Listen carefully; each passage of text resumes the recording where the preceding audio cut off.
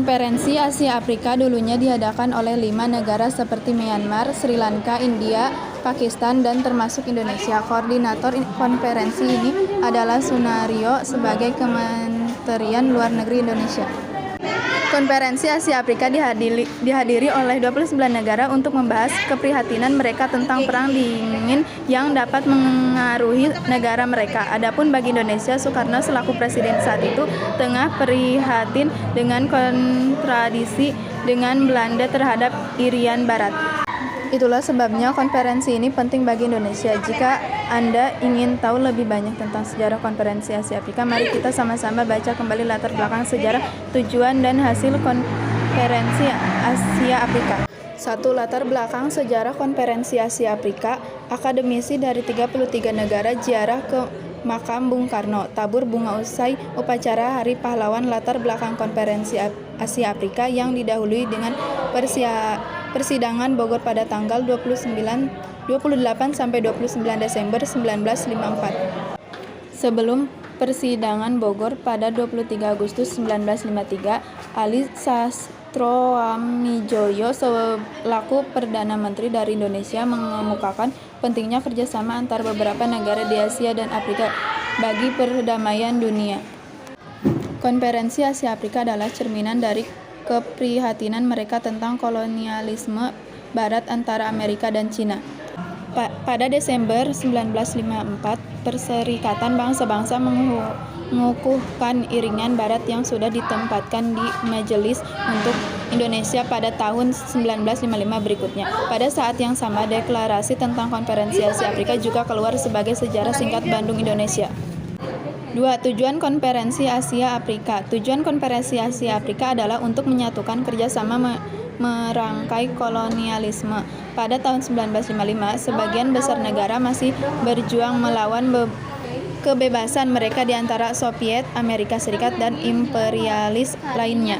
Selain kebutuhan politik, aspek budaya dan ekonomi juga menjadi tujuan lain dari konferensi tersebut. Setiap negara akan mempromosikan ekonomi dan budaya Asia Afrika untuk membuat kerjasama yang hebat. 3. Hasil Konferensi Asia Afrika. Konferensi Asia Afrika di Gedung Merdeka pada tahun 1955 memiliki hasil penting yang mengacu pada Piagam Perserikatan Bangsa-Bangsa. Sebut saja Dasar-Sila Bandung yang mengikuti aturan-aturan di bawah ini. A. Penghormatan terhadap hak asasi manusia, dasar serta tujuan dan prinsip yang terkandung dalam Piagam Perserikatan Bangsa-Bangsa. Selanjutnya, penghormatan terhadap kedaulatan dan integritas teritorial semua negara, mengakui kesetaraan semua kelompok etnis dan kesetaraan semua bangsa besar dan kecil.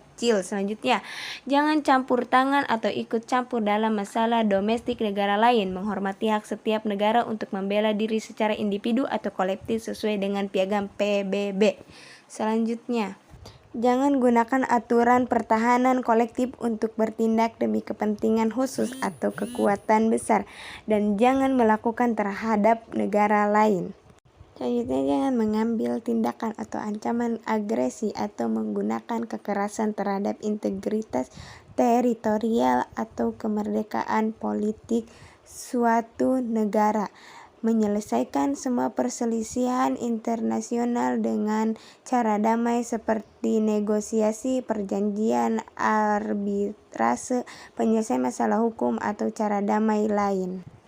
Mempromosikan kepentingan dan kerjasama bersama. Dan terakhir, menghormati hukum dan kewajiban internasional. 4. Dampaknya keputusan akhir Konferensi Asia Afrika menggarisbawahi perlunya negara-negara berkembang untuk melonggarkan ketergantungan ekonomi mereka. Mereka memutuskan negara-negara industri terkemuka dengan memberikan bantuan teknis satu sama lain melalui pertukaran para ahli. Selain itu, untuk beberapa negara yang paling terkemuka akan memberikan beberapa bantuan teknis untuk proyek-proyek pembangunan, serta pertukaran pengetahuan teknologi, cara dan kelembagaan, pelatihan, dan penelitian regional. Pada tahun 2005, ketika konferensi mencapai sekitar 50 tahun, komite berusaha untuk mengumpulkan pertemuan baru Konferensi Asia Afrika. Pada saat itu, konferensi harus menghasilkan kemitraan strategis Asia-Afrika (NAASP) yang baru. Mereka percaya bahwa konferensi akan membawa masa depan terbaik bagi mereka.